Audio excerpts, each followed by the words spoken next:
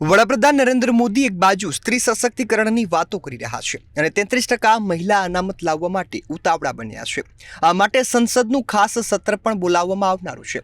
તેમના આ પ્રશંસનીય પ્રયાસોને તેમના જ વતનમાં તેમના જ કહેવાતા પટ શિષ્યો ફટકો મારી રહ્યા હોય તેવું લાગી રહ્યું છે।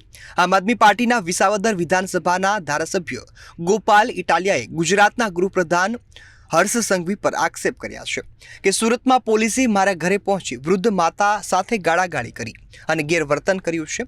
ગોપાલ ઇટાલિયાના રાજ્યના ગૃહપ્રધાન હર્ષ સંઘવી પરના આક્ષેપના કારણે સનસનાટી મચી ગઈ છે। તેમાં પણ આ આક્ષેપ પાછો સ્થાનિક સ્વરાજ્યની ચૂંટણીના સમયે જ કરવામાં આવતા શાસક પક્ષમાં સોપો પડી ગયો છે। ગોપાલ ઇટાલિયાએ વિડીયોના માધ્યમથી હર્ષ સંઘવી પર આકરા પ્રહારો કર્યા અને તેઓએ જણાવ્યું કે તમે જો ગૃહપ્રધાન છો તો હું પણ કમસે કમ વિધાનસભ્ય છું। તમે એક વિધાનસભ્યની માતા સાથે આ પ્રકારનું વર્તન કરવા દઈએ તો મારો તો પછી પણ વડાપ્રધાન મોદી જે સ્ત્રી સન્માનનું સપનું જુએ છે ને સમાજને લઈ દેશમાં દરેક સ્તરે મહિલાઓને સમાન સ્તરે લાવવા માંગે છે તે સપના પર ઘા કર્યો છે।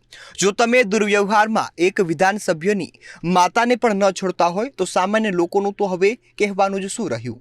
તમારા એક જ કૃત્યથી મને હવે સામાન્ય લોકોની તકલીફ ખબર પડી ગઈ છે। તમારા ગુંડારાજે સામાન્ય પ્રજાને બોલતી બંધ કરી દીધી છે।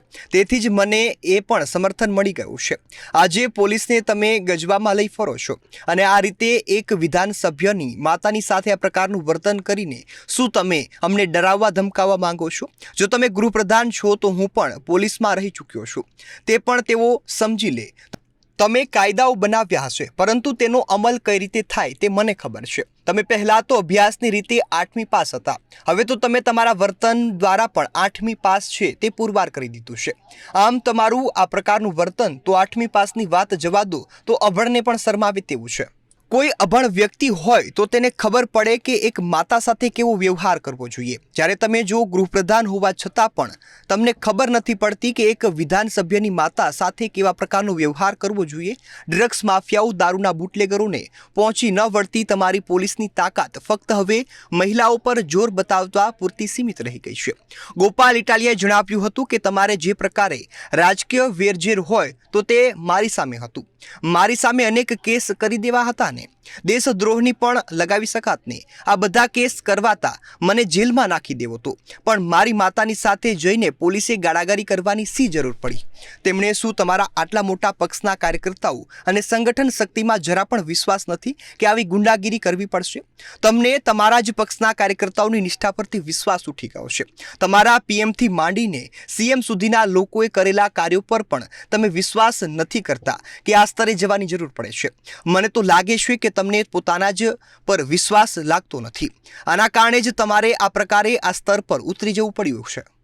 ગોપાલ ઇટાલિયાએ તેના પછી વાયરલ કરવામાં આવેલા વિડીયો અંગે જણાવ્યું હતું કે આ વિડીયો વાયરલ કરનારાઓમાં પણ બુદ્ધિ લાગતી નથી। તેઓ મારો વિડીયો વાયરલ કરે છે તો પહેલાં તેમણે ખરેખર પૂરો અભ્યાસ કરવો જોઈતો હતો। હું પહેલાં પોલીસ ખાતામાં હતો, તેથી વિડીયોમાં સવાલ કરનારે જે સવાલ કર્યા છે તે મને પૂછવાની જરૂર જ નહોત। તેને ખબર હોય કે પોલીસ ખાતામાં જે માણસે કામગીરી કરી હોય તો તેને આ બધી વાતની ખબર જ હોય, તેને કંઈ આના માટે પૂછવાનું ન હોય। પોલીસ ખાતાના માણસે સમન્સ બજાવવા જાય ત્યારે શું થાય છે અને શું કામગીરી કરવાની હોય છે તે સમજાવવાની ન હોય। આની સાથે તેમણે કટાક્ષ કરતા જણાવ્યું હતું કે આ વિડીયો પણ 8મી પાસે બનાવ્યો હોય તેવું જ લાગે છે। જો થોડીક પણ હોશિયારીનો ઉપયોગ કર્યો હોત તો ચોક્કસ આ વિડીયો સારો બની શકત। હર્ષ સંઘવીએ મારી સામે કાર્યવાહી કરવી હોય તો તેમની પાસે અનેક પ્લેટફોર્મ છે। આ રીતે જો તેઓ એક વિધાનસભ્યના કુટુંબને પણ ન છોડતા હોય તો પછી સામાન્ય નોકરિયાત કે સામાન્ય ધંધાર્થીની શું હાલત થતી હશે હું સમજી શકું છું। તેમની આ પ્રકારની કરતૂતો જોઈને કદાચ તેઓને શરમ ન આવે પરંતુ તેમના જ પક્ષના કેટલાક લોકો લાજી મરશે। હર્ષ સંઘવીના દોરી સંચારથી મારી માતા સાથે કરવામાં આવેલું આ વ્યવહાર બીજું કશું નહીં પણ તેમના વડાપ્રધાનના સ્ત્રી સશક્તિકરણના કાર્યક્રમના સપનાઓનો મોટો ધક્કો છે। હર્ષ સંઘવીના વર્તનનો જવાબ હું નહીં ગુજરાતની પ્રજા 2027માં આપશે।